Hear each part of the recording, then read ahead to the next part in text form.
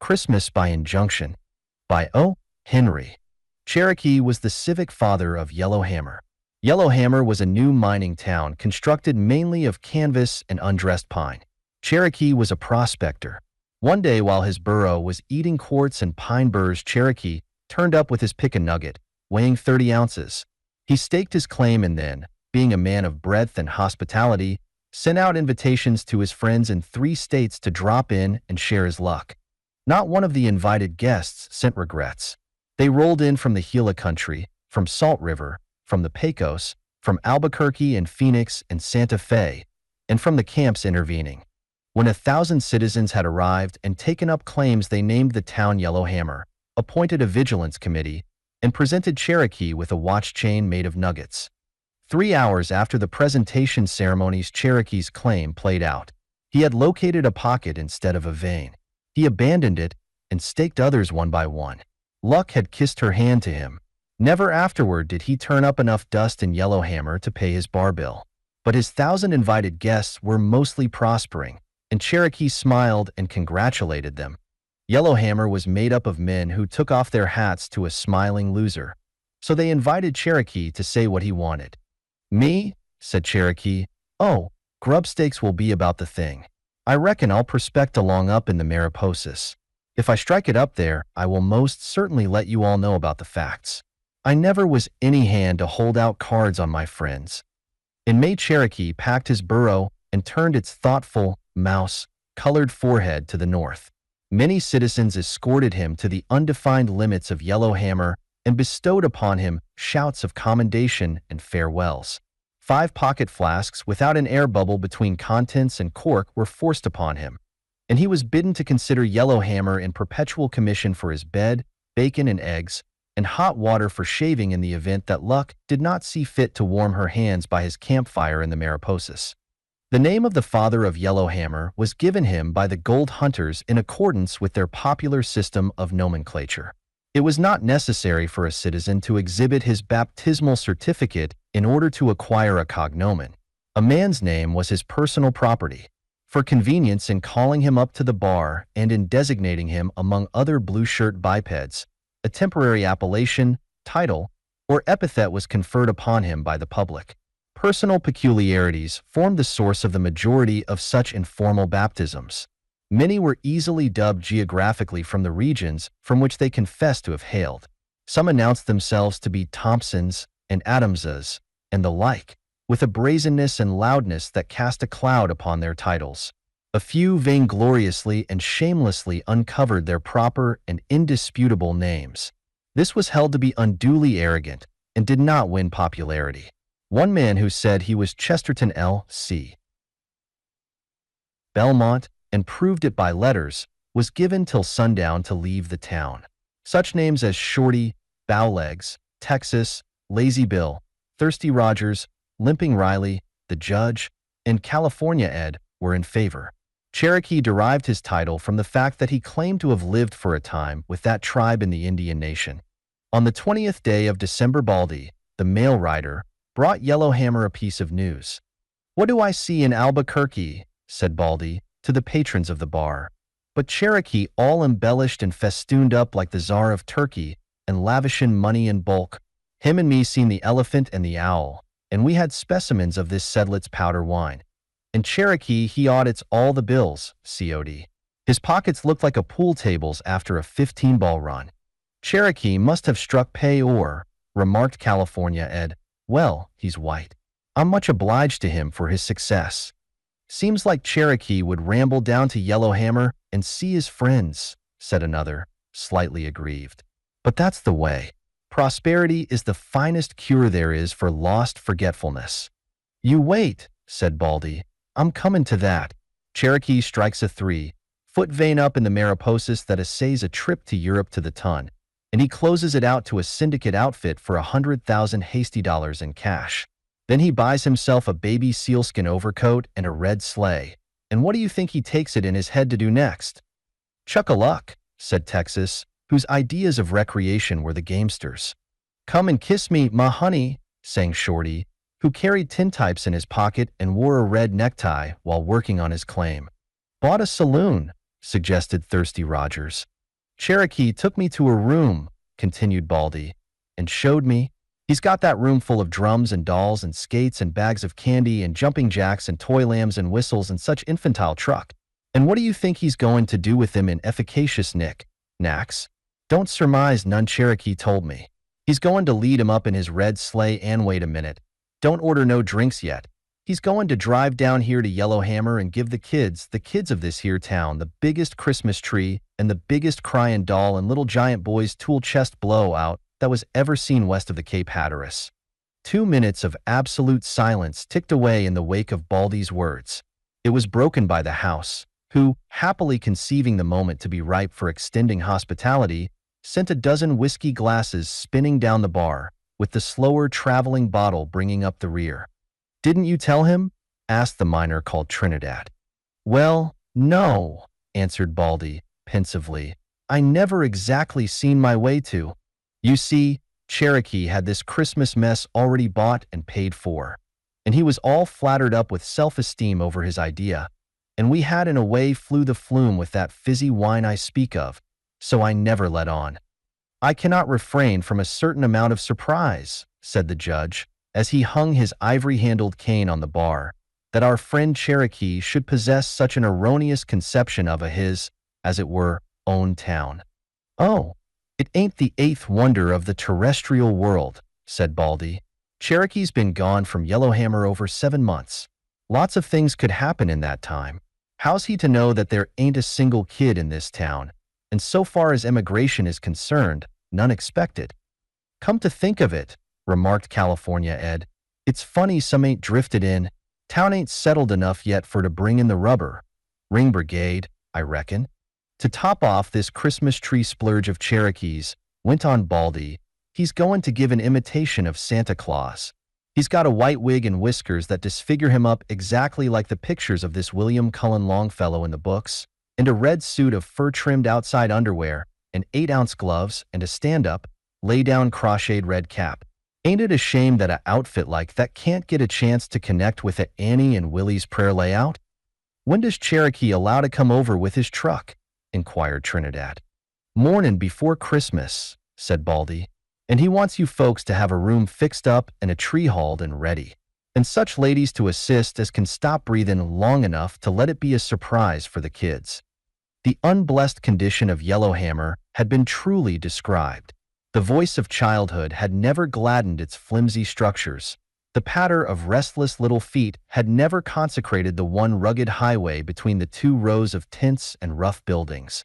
Later they would come, but now Yellowhammer was but a mountain camp, and nowhere in it were the roguish, expectant eyes, opening wide at dawn of the enchanting day, the eager, small hands to reach for Santa's bewildering hoard, the elated, childish voicings of the season's joy, such as the coming good things of the warm-hearted Cherokee deserved. Of women there were 5 in Yellowhammer: the assayer's wife, the proprietress of the Lucky Strike Hotel, and a laundress whose washtub panned out an ounce of dust a day. These were the permanent feminines. The remaining 2 were the Spangler sisters, Mrs. Fanchon and Irma, of the Transcontinental Comedy Company, then playing in repertoire at the improvised Empire Theater. But of children there were none. Sometimes Miss Fanchon enacted with spirit and addressed the part of robustious childhood, but between her delineation and the visions of adolescence that the fancy offered as eligible recipients of Cherokee's holiday stores there seemed to be fixed a gulf. Christmas would come on Thursday. On Tuesday morning Trinidad, instead of going to work, sought the judge at the Lucky Strike Hotel. "It'll be a disgrace to Yellowhammer," said Trinidad, "if it throws Cherokee down on his Christmas tree blowout. You might say that that man made this town. For one, I'm going to see what can be done to give Santa Claus a square deal."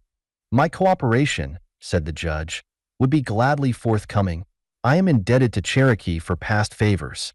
But I do not see I have heretofore regarded the absence of children rather as a luxury, but in this instance still, I do not see." "Look at me," said Trinidad, "and you'll see old ways and means with the fur on. I'm going to hitch up a team and rustle a load of kids for Cherokee's Santa Claus act, if I have to rob an orphan asylum." "Eureka!" cried the judge, enthusiastically. "No, you didn't," said Trinidad, decidedly. "I found it myself. I learned about that Latin word at school. I will accompany you, declared the judge, waving his cane. Perhaps such eloquence and gift of language as I possess will be of benefit in persuading our young friends to lend themselves to our project. Within an hour, Yellowhammer was acquainted with the scheme of Trinidad and the judge, and approved it. Citizens who knew of families with offspring within a 40-mile radius of Yellowhammer came forward and contributed their information. Trinidad made careful notes of all such, and then hastened to secure a vehicle and team. The first stop scheduled was at a double log house 15 miles out from Yellowhammer. A man opened the door at Trinidad's hail, and then came down and leaned upon the rickety gate. The doorway was filled with a close mass of youngsters, some ragged, all full of curiosity and health.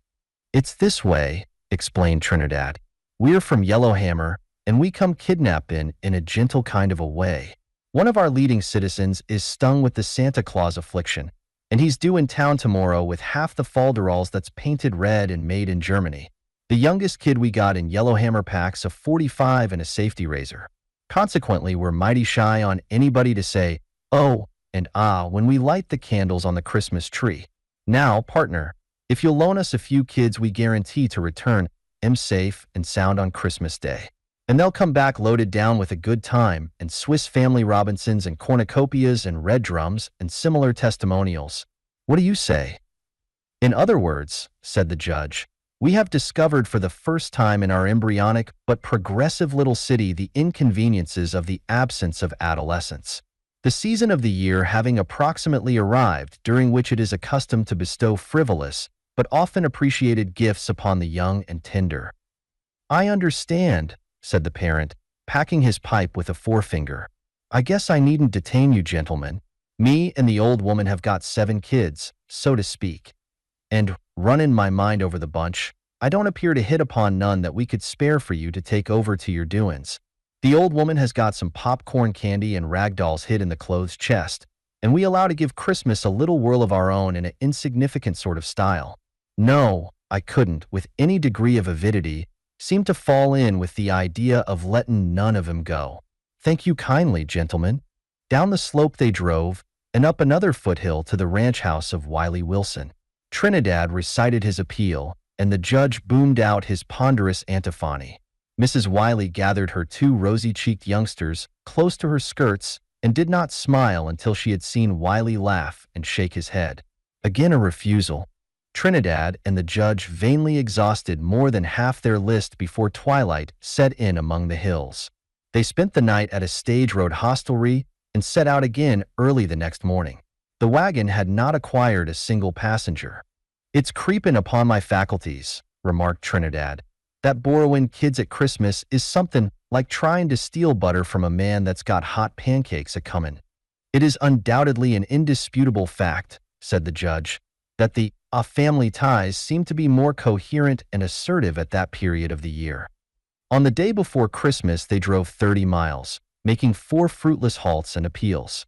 Everywhere they found kids at a premium. The sun was low when the wife of a section boss on a lonely railroad huddled her unavailable progeny behind her and said, "There's a woman that's just took charge of the railroad-eaten house down at Granite Junction. I hear she's got a little boy. Maybe she might let him go." Trinidad pulled up his mules at Granite Junction at 5 o'clock in the afternoon. The train had just departed with its load of fed and appeased passengers. On the steps of the eating house, they found a thin and glowering boy of 10 smoking a cigarette. The dining room had been left in chaos by the peripatetic appetites. A youngish woman reclined, exhausted, in a chair. Her face wore sharp lines of worry. She had once possessed a certain style of beauty that would never wholly leave her and would never wholly return. Trinidad set forth his mission. "I'd count it a mercy if you'd take Bobby for a while," she said, wearily. "I'm on the go from morning till night, and I don't have time to tend to him. He's learning bad habits from the men. It'll be the only chance he'll have to get any Christmas." The men went outside and conferred with Bobby. Trinidad pictured the glories of the Christmas tree and presents in lively colors.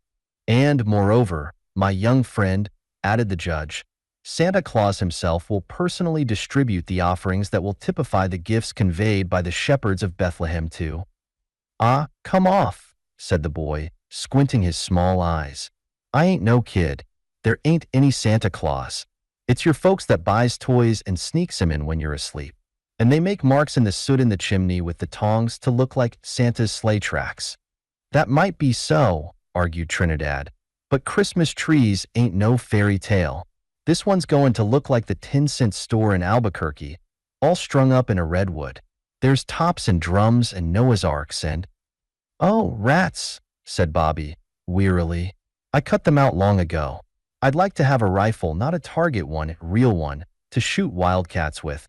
But I guess you won't have any of them on your old tree." "Well, I can't say for sure," said Trinidad diplomatically. "It might be. You go along with us and see." The hope thus held out, though faint, won the boys' hesitating consent to go. With this solitary beneficiary for Cherokee's holiday bounty, the canvassers spun along the homeward road. In Yellowhammer, the empty storeroom had been transformed into what might have passed as the bower of an Arizona fairy. The ladies had done their work well. A tall Christmas tree, covered to the topmost branch with candles, spangles, and toys sufficient for more than a score of children, stood in the center of the floor. Near sunset, anxious eyes had begun to scan the street for the returning team of the child providers. At noon that day, Cherokee had dashed into town with his new sleigh piled high with bundles and boxes and bales of all sizes and shapes. So intent was he upon the arrangements for his altruistic plans that the dearth of children did not receive his notice. No one gave away the humiliating state of Yellowhammer, for the efforts of Trinidad and the judge were expected to supply the deficiency. When the sun went down, Cherokee, with many wings and arch grins on his seasoned face, went into retirement with the bundle containing the Santa Claus raiment and a pack containing special and undisclosed gifts. When the kids are rounded up, he instructed the volunteer arrangement committee, light up the candles on the tree and set 'em to playin' "Pussy Wants a Corner" and "King William." When they get good and at it, wild Santa'll slide in the door. I reckon there'll be plenty of gifts to go round. The ladies were flitting about the tree, giving it final touches that were never final. The Spangled Sisters were there in costume as Lady Violet DeVere and Marie, the maid, in their new drama, The Miner's Bride. The theater did not open until 9, and they were welcome assistants of the Christmas Tree Committee. Every minute heads would pop out the door to look and listen for the approach of Trinidad's team. And now this became an anxious function, for night had fallen, and it would soon be necessary to light the candles on the tree, and Cherokee was apt to make an eruption at any time in his Kris Kringle garb. At length the wagon of the child rustlers rattled down the street to the door. The ladies, with little screams of excitement, flew to the lighting of the candles. The men of Yellowhammer passed in and out restlessly or stood about the room in embarrassed groups.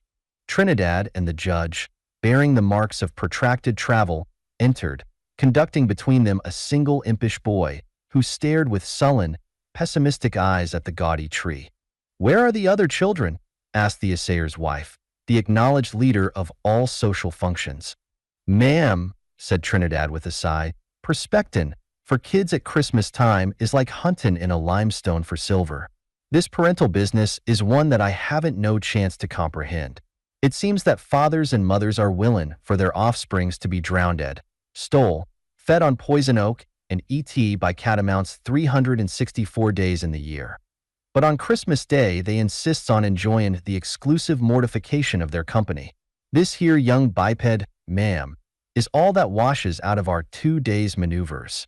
"Oh, the sweet little boy," cooed Miss Irma, trailing her DeVere robes to center of stage. "Ah, shut up," said Bobby with a scowl. "Who's a kid? You ain't, you bet." "Fresh brat," breathed Miss Irma, beneath her enameled smile. "We done the best we could," said Trinidad. "It's tough on Cherokee, but it can't be helped." Then the door opened and Cherokee entered in the conventional dress of Saint Nick. A white rippling beard and flowing hair covered his face almost to his dark and shining eyes. Over his shoulder he carried a pack. No one stirred as he came in. Even the Spangler sisters ceased their coquettish poses and stared curiously at the tall figure. Bobby stood with his hands in his pockets, gazing gloomily at the effeminate and childish tree. Cherokee put down his pack and looked wonderingly about the room. Perhaps he fancied that a bevy of eager children were being herded somewhere to be loosed upon his entrance. He went up to Bobby and extended his red-mittened hand. "Merry Christmas, little boy," said Cherokee. "Anything on the tree you want, they'll get it down for you. Won't you shake hands with Santa Claus?" "There ain't any Santa Claus," whined the boy. "You've got old false Billy Goat's whiskers on your face. I ain't no kid. What do I want with dolls and tin horses? The driver said you'd have a rifle, and you haven't. I want to go home." Trinidad stepped into the breach. He shook Cherokee's hand in warm greeting.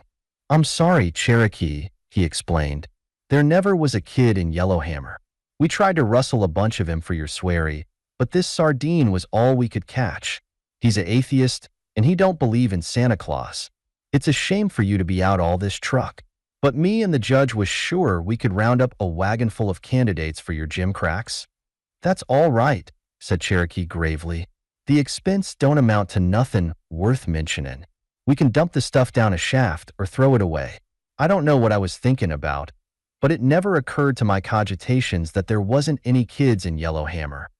Meanwhile, the company had relaxed into a hollow but praiseworthy imitation of a pleasure gathering.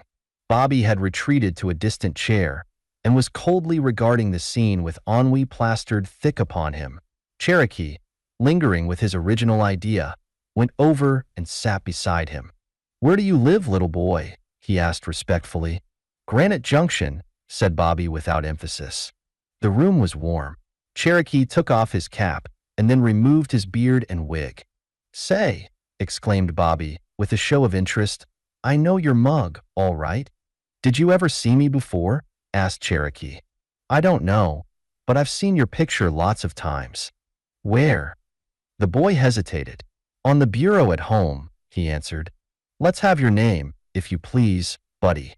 "Robert Lumsden. The picture belongs to my mother. She puts it under her pillow of nights, and once I saw her kiss it. I wouldn't, but women are that way." Cherokee rose and beckoned to Trinidad. "Keep this boy by you till I come back," he said.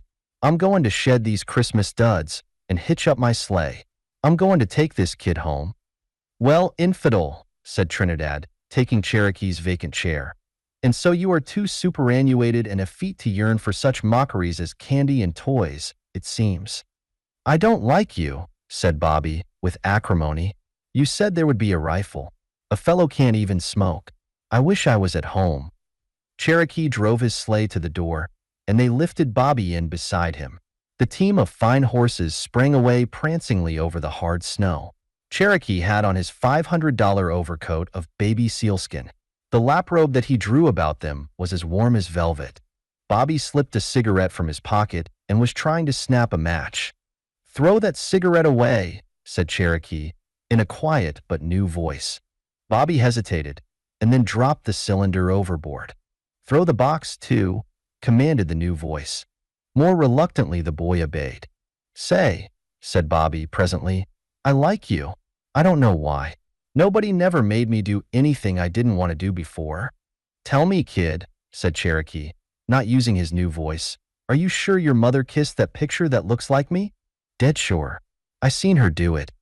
"Didn't you remark something a while ago about wanting a rifle?" "You bet I did. Will you get me one?" "Tomorrow, silver mounted." Cherokee took out his watch. 9:30. "We'll hit the junction plumb on time with Christmas Day.